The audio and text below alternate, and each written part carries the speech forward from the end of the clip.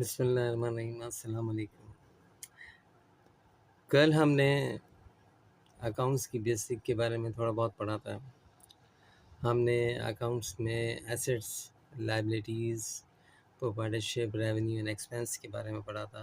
आज हमारा जो टॉपिक है वो टॉपिक है कि जनाब ये अकाउंट क्या चीज़ होती है। COUNT account. अकाउंट को उर्दू में बोलते हैं खाता। खाता यानी कि कहने का मतलब है आप कोई अकाउंट अगर बैंक में खोलते हैं तो वो भी अकाउंट कहलाता है। मगर अकाउंटिंग में कहते हैं कि जनाब there are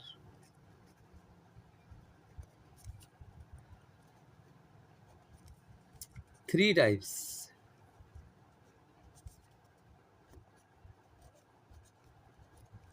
of account.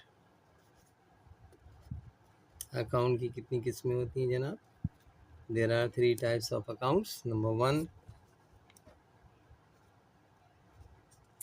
T account,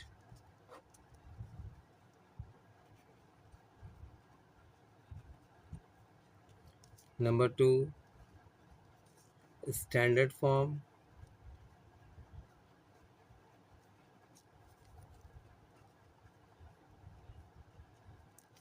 और नंबर 3 सेल्फ बैलेंसिंग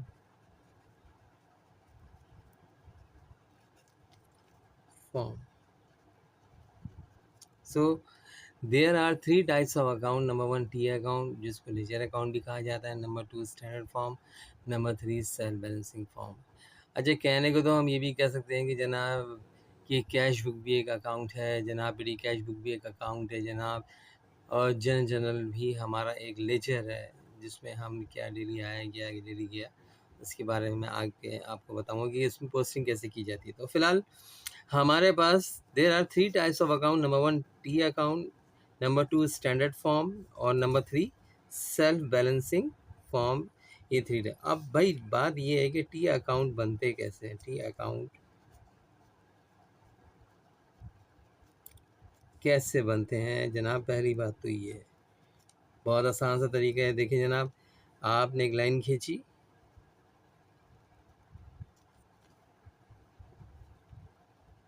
और सेंटर में एक लाइन खींच दिया आपने, ये आपका टी अकाउंट हो गया। अब टी अकाउंट तो बना दिया है, तो उसमें कौन सा अकाउंट बना रहे हैं? फर्स्ट करें, हमने कैश का टी अकाउंट बनाया तो हमने सेंटर में क्या लिखा है? कैश लिख दिया। ये साइट हमारी कौन सी साइट है? डेबिट साइट है। और ये साइट हमारी कौन सी है? क्रेडिट साइट है। ठीक है जी। अगर कोई चीज़ इंक्रीज़ हो रही हो तो हम कहाँ लिखेंगे? डेबिट साइड पे। कोई चीज़ डिक्रीज़ हो रही हो तो कहाँ लिखेंगे? हम क्रेडिट साइड पे। और हमने कौन सा अकाउंट बनाया? For example cash. अच्छा, इसमें पोस्टिंग करने का तरीका क्या है टी अकाउंट के अंदर? कि जनाब आपने सबसे पहले यहाँ डेट लिखी, और डेट लिखने के बाद जो अमाउंट आया वो आपने यहाँ लिखा, फिर डेट, फिर जो अमाउंट आया वो आपने यहाँ लिखा।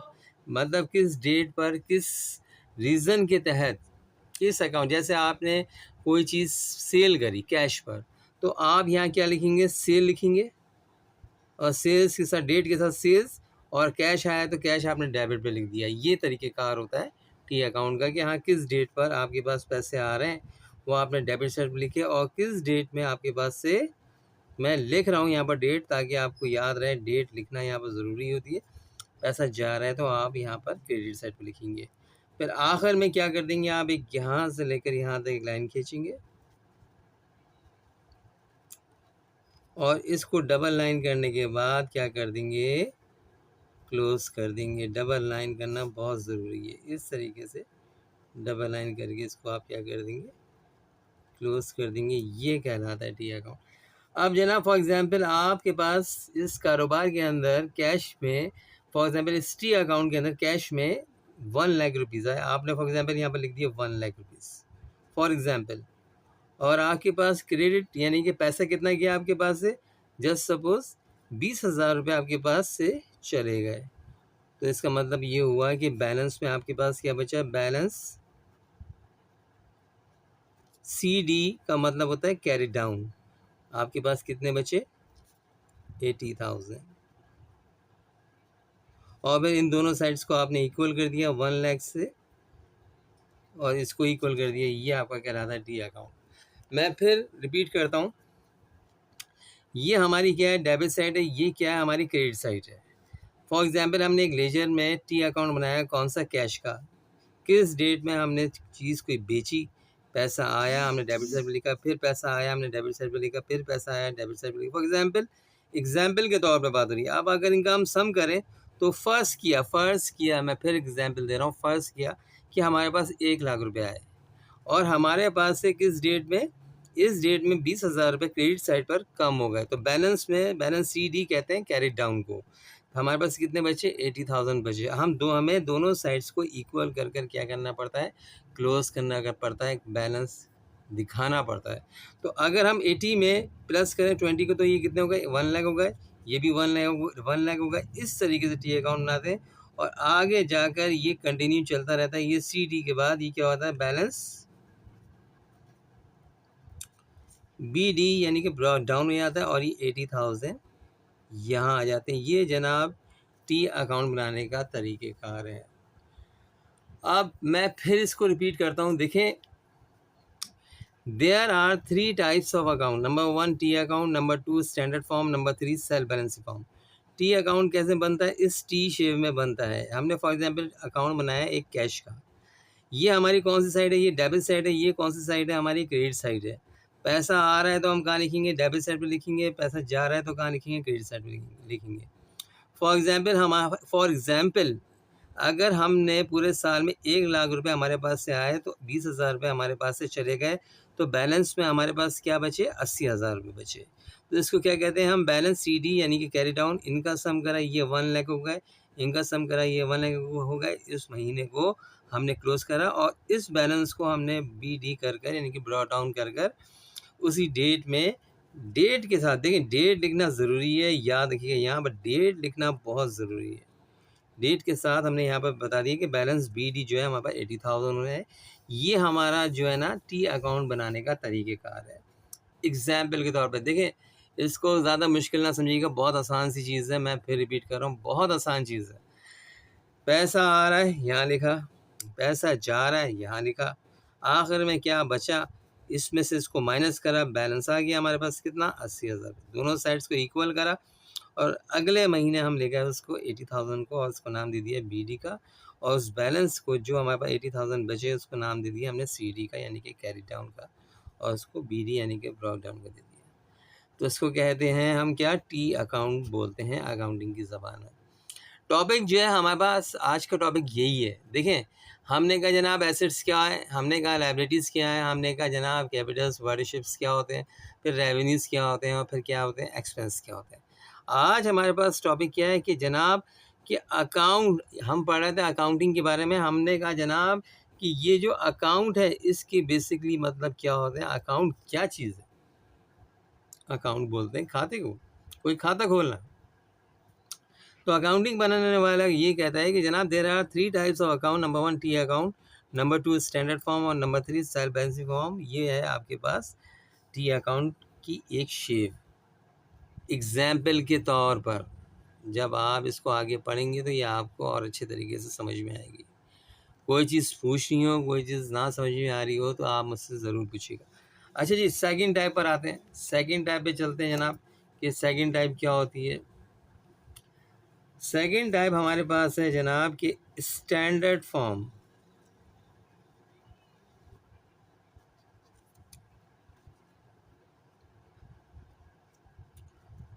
ये क्या है भाई स्टैंडर्ड फॉर्म, भाई क्या चीज़ है, ज़रा इसके बारे में पता चले कि स्टैंडर्ड फॉर्म हम किसको बोलते हैं, किस तरह बनाते हैं। तो पहले तो हम इसका एक चार्ट बनाते हैं, ठीक है ना। ज़रा सा मैं इसको, और आप लोगों को नज़र आए, इसको मैं इस तरीके से कर लेता हूँ, ठीक है। हाँ जी, ठीक है। तो सबसे पहले स्टैंडर्ड फॉर्म में हम कौन सा कॉलम बनाते हैं, डेट, फिर हम बनाते हैं पर्टिकुलर,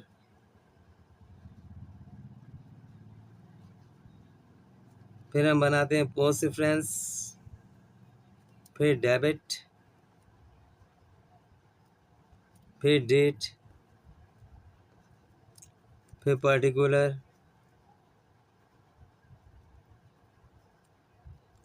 फिर पोस्ट रेफरेंस और फिर क्रेडिट। ये जनाब आपका क्या कहलाता है, स्टैंडर्ड फॉर्म कहलाता है। फिर हम क्या करेंगे, लाइन ड्रॉ करेंगे।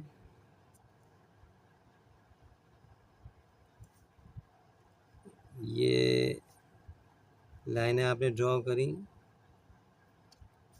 ये सब आपने इम्तहान में पेंसिल से ड्रॉ करनी है लाइनें। ये तो एग्जाम्पल के तौर पर मैं आपको सिखाने के लिए ये चीज़ें बता रहा हूँ। ये सीधी स्ट्रेट लाइन पेंसिल से आपने, फिर आपने क्या करा, यहाँ पर इसको और क्लोज करते हैं ताकि आपको नज़र आए।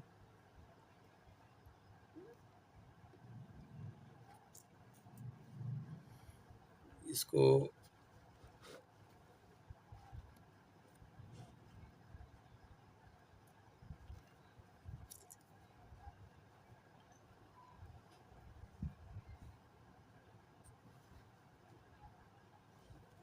इसको हम ज़रा सा और नियर करते हैं, ज़रा सा ये चीज़ आपको कैमरे में नज़र आए।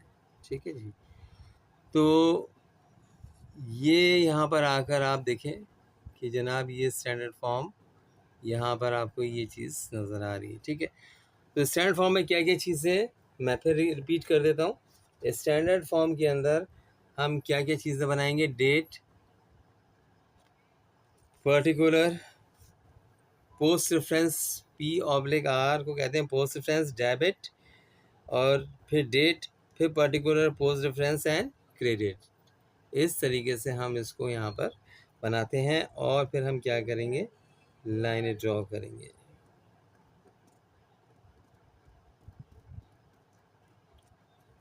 ये जनाब एक रफली हम लाइन ड्रॉ कर रहे हैं।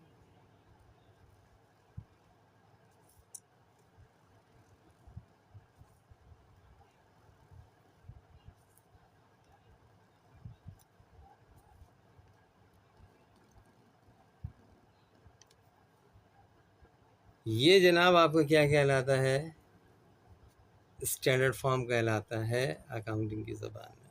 ठीक है जी। तो ये बनाने के बाद हम, तो जनाब ये है हमारा क्या, स्टैंडर्ड फॉर्म। स्टैंडर्ड फॉर्म में हमने सबसे पहले कौन सा कॉलम बनाया, डेट, फिर इसके बाद पर्टिकुलर, फिर पोस्ट रेफरेंस, फिर डेबिट, फिर डेट, फिर पर्टिकुलर, फिर पोस्ट रेफरेंस एंड क्रेडिट। ये हमारा क्या कहलाता है, स्टैंडर्ड फॉर्म कहलाता है अकाउंटिंग की ज़बान में। अच्छा भाई, बात ये है कि अगर हम देखें तो हम ये बनाते क्यों, देखें ये टी अकाउंट है ऊपर आपके सामने, आपको टी अकाउंट टी शेप में नज़र आ रहा है। फॉर एग्जांपल हमने कैश का एक टी अकाउंट बनाया, फिर हमने स्टैंडर्ड फॉर्म बनाया। ये आखिर क्यों बनाते हैं, क्या वजह है स्टैंडर्ड फॉर्म बनाने का, कि भाई इसमें ये होता है कि ये हमारे कोई चीज़ आने की साइड होती है और ये हमारी कोई चीज़ जाने की साइड होती है। मतलब जैसे कि फॉर एग्जांपल हम कोई चीज़ बेच रहे हैं तो हमारे पास क्या आ रहा है, पैसा आ रहा है।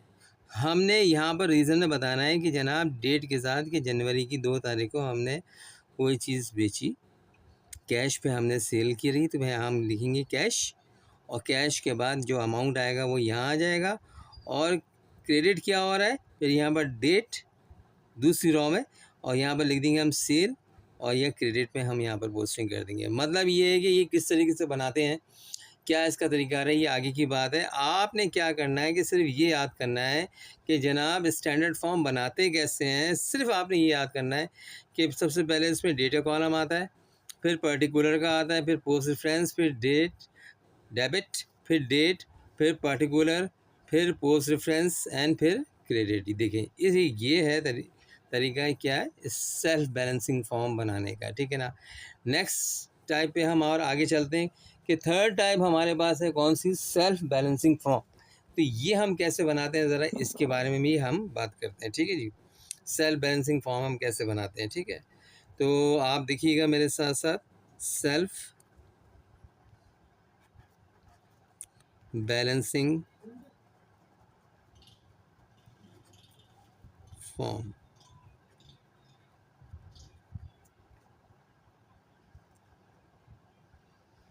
सेल्फ बैलेंसिंग फॉर्म का बड़ा आसान तरीका है, आप देखेंगे तो आपको ये समझ में आ जाएगा। सबसे पहले आपने कौन सा कॉलम बनाना है, डेट, फिर आपने बनाना है पर्टिकुलर, फिर जनाब पोस्ट रेफरेंस, फिर डेबिट, फिर क्रेडिट, और जो लास्ट कॉलम है वो है बैलेंस।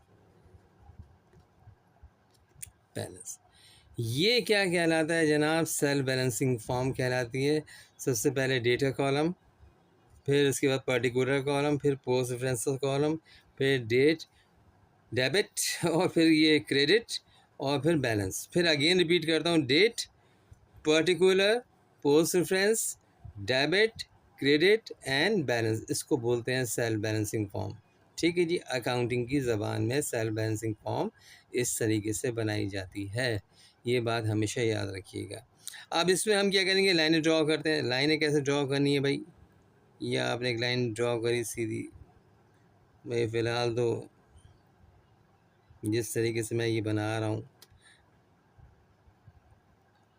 इंशाअल्लाह वक्त के साथ साथ और इसको हम बेहतर करेंगे इंशाअल्लाह।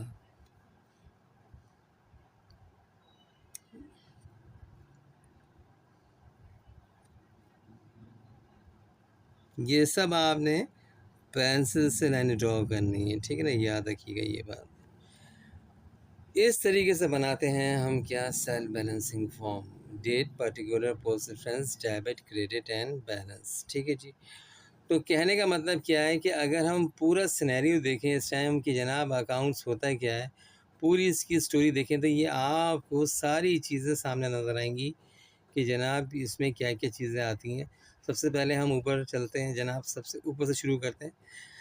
हमने कहा सबसे पहले जनाब आज हमारा टॉपिक है क्या? अकाउंट। अकाउंट को उर्दू में बोलते हैं खाता। जनाब अकाउंटिंग में कितने अकाउंट खोले जाते हैं, कहने को तो हम बहुत सारे खोलेंगे, मगर जो बेसिक हैं, जो अकाउंट बेसिक्स हैं जो बच्चे को पढ़ाए जाते हैं, वो there are 3 types of accounts. Number 1 T account, ledger account, T account. Number 2 standard form. Number 3 self balancing form. ठीक है जी, 3 टाइप्स है। सबसे पहले हम पढ़ते हैं टी अकाउंट। टी अकाउंट क्या है भाई? टी अकाउंट टी शेप में इस तरीके से बनते हैं। अकाउंट का नाम लिखा हमने, ये क्या है? हमारी डेबिट साइड है, ये क्या है? हमारी क्रेडिट साइड है। पैसा आ रहा है, हम यहाँ लिखेंगे किस रीज़न के तहत, किस अकाउंट के तहत पैसा आ रहा है, तो उसका नाम लिखना भी ज़रूरी है।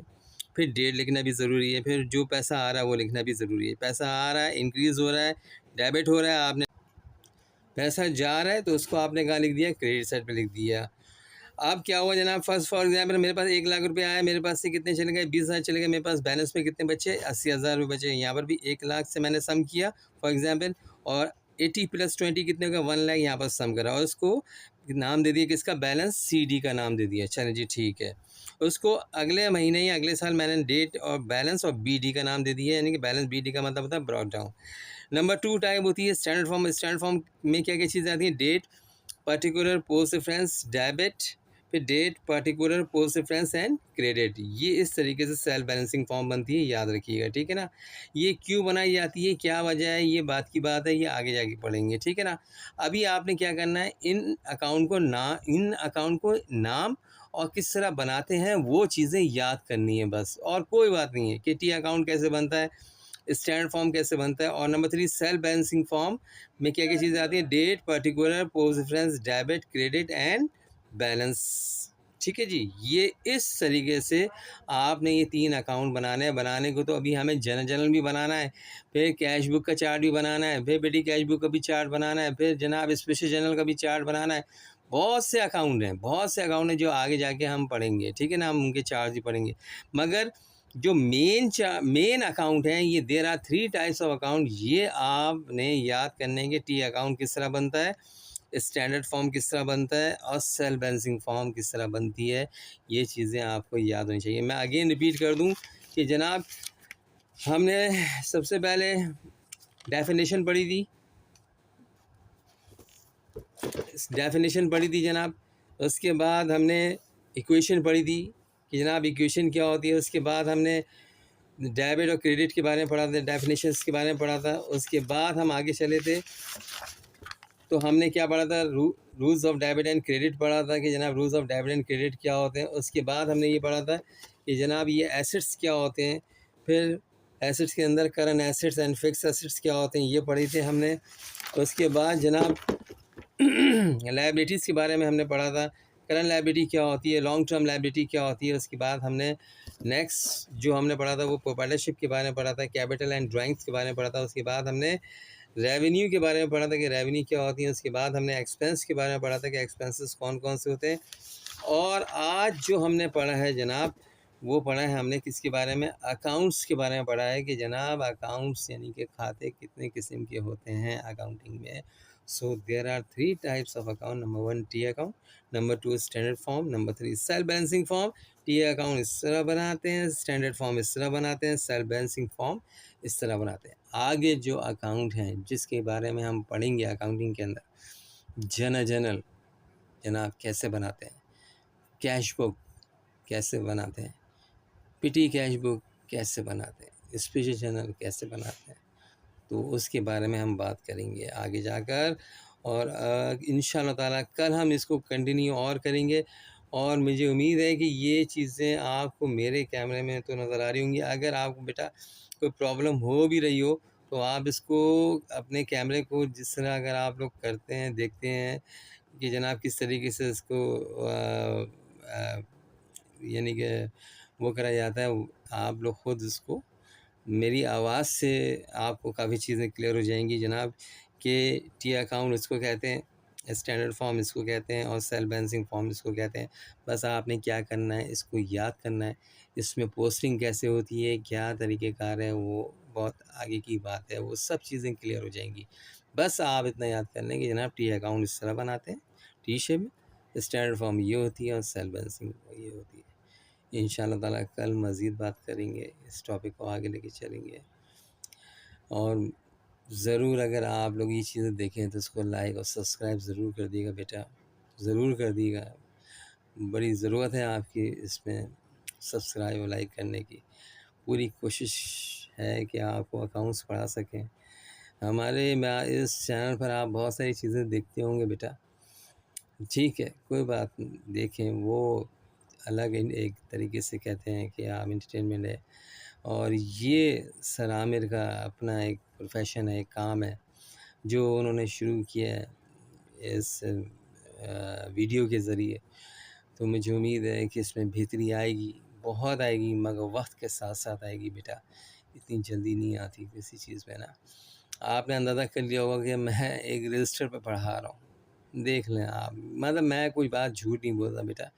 जो लोग कराची में मुझे जानते हैं, जो लोग मुझे इंस्टीट्यूट्स में जानते हैं, जिन इंस्टीट्यूट में मैं पढ़ाता हूँ वहाँ के लोग मुझे जानते हैं, जब उन तक मेरी वीडियो पहुँचेगी तो वो ज़रूर समझ जाएंगे कि हाँ भाई सर आमिर पढ़ा रहे हैं। मगर लाज़मी बात है, हर किसी के अपने वसाइल होते हैं, रिसोर्सेज होते हैं, वो उसके तहत अपना पढ़ाता है, अपनी मेहनत करता है, लोगों तक अपना इल्म पहुँचाता है। तो वो कोशिश कर रहे हैं बेटा। मैं फिर कहता हूँ मेरे चैनल पर आप बहुत सारी चीज़ें देखते होंगे, पर ये चीज़ मेरी अपनी ज़ाती चीज़ है जो मैं इस चैनल पर देता हूँ। हमेशा अपने इल्म के बारे में ज़रूर ज़रूर ज़रूर देता हूँ। और वो दूसरी चीज़ें लाज़मी बात है, वो मेरी वाइफ़ हैं जो चीज़ें बनाती हैं वो भी आप लोग देखते होंगे कि हाँ भाई सर के चैनल पे ये चीज़ें भी हैं। तो बहरहाल जी लाज़मी बात है, बस अल्लाह ताला बस कबूल करे कि जिस तरीके की मेहनत कर रहे हैं अल्लाह ताला उसमें कामयाबी दे। और आप लोगों को जो इल्म मैं देना चाहता हूँ आप तक पहुँचे। बाकी जितनी कोशिश है बेटा कर रहे हैं, आपके सामने जितने वसाइल हैं उसको देखते हुए कर रहे हैं कोशिश। बाकी अल्लाह मालिक है, कोशिश ज़रूर करेंगे बेटा आपको पढ़ाने की, हर लिहाज से कोशिश करेंगे, हर चीज़ को ब्रीफ़ करेंगे, हर एक चीज़ को ब्रीफ़ करेंगे बेटा। ज़िंदगी गुजारिए अपने पढ़ाने में, जो चीज़ें हैं बेटा सब बताऊँगा, एक चीज़ बताऊँगा अपने चैनल पर, एक सवाल बताऊँगा, एक टॉपिक बताऊँगा, हर चीज़ बताऊँगा।